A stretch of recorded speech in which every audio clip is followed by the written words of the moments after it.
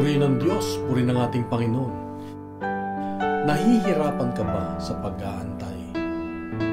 Maraming beses sa buhay ko na ako ay naiinip o naguguluhan o nagdududa o nagdadalawang isip sa kahihintay sa mga bagay-bagay na aking inaasam sa aking buhay. Minsan, parang nawawalan ako ng pag-asa sa kahihintay dahil parang hindi sinasagot ng Diyos ang aking mga kahilingan, ang aking mga panalangin. Pero minsan sinabi ng Diyos na hanapin ninyo ako ngunit hindi niyo ako matatagpuan. Ibig sabihin, kung minsan hindi tumutugon ang Diyos sa ating mga kahilingan dahil hindi pa tama ang oras.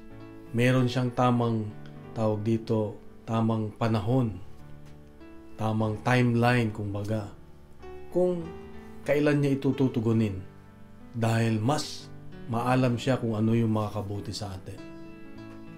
Ito yung natutunan ko sa buhay na kung meron akong kahilingan sa buhay, hindi ko dapat ipinipilit sa Diyos na para bang utusan ko ang Diyos na Lord, gawin mo na ito, kailangan ko na. Para bang sinasabi ko, Lord, ito ang aking pangangailangan. May your will be done. Nasa iyong kalooban. Kung kailan mo ito bibigay o kung tutugunin mo ito. Dahil mas alam mo kung anong makabuti para sa akin. Sa Ebanghelyo ngayon, ito ang nangyari. Kasi nagkakagulo na yung mga tao, yung mga Pariseo lalo. Dahil alam nila na siya yung hinahanap ng mga tao na para ipapatay dahil sa kanyang pagtuturo, dahil sa kanyang inaangkin na siya ay anak ng Diyos at inihantulad niya yung kanyang sarili sa Diyos. Pinapantay niya, kaya maraming galit sa kanya at gusto na siyang papatayin. At yung oras na yon ay pwede na siyang hulihin. Kaya lang, hindi pa sinuli dahil hindi pa, sabi niya, hindi pa dumarating ang aking oras. Merong tamang panahon ang Diyos. Kaya nga, sa tamang proseso ng kanyang pagdadaanan hanggang sa kamatayan, ay hinintay niya yung proseso, hindi siya nagmadali. Alam niya na sa bandang dulo ay kaluwalhatian ang kanyang matatanggap at maipapakita sa atin.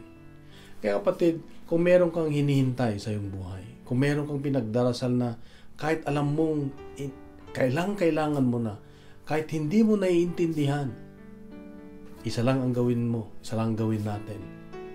Ang magtiwala sa Diyos. Magtiwala sa Diyos at yung magtiyaga tayo na maghintay. Mas alam ng Diyos kung kailan niya ibibigay. Parang sa bata, isang bata, di ba, na maliit na bata, pag humihingi, tayo, bigyan mo ko ng bisikleta, ang liit pa niya.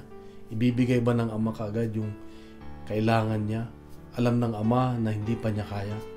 Ibibigay niya sa tamang edad, tamang panahon. Kaya ganun din ang ating Diyos. Kapatid, magtiwala ka sa Diyos. Ano man yung hinihingi mo ngayon, ano man yung inaasam mo, ano ba yung inaasam mo sa buhay, meron ka bang hinihingi na material na bagay, kagalingan, pag-aayos ng relasyon, o isang trabaho, o isang bagay na mapapadali ang iyong paghatak, paglalakbay dito sa lupa. Kapatid, magtiyaga ka na magtiwala sa Diyos dahil mas alam niya kung ano makabuti sa atin. Ito ang paalala ng Diyos sa akin ngayon, kapatid, na ang pagtsatsaga sa panahon ng Diyos ay magbubunga ng maganda at makabuti sa atin. Kung nagustuhan mo ang reflection natin ngayon, ay bahagi natin sa iba para maraming mabless.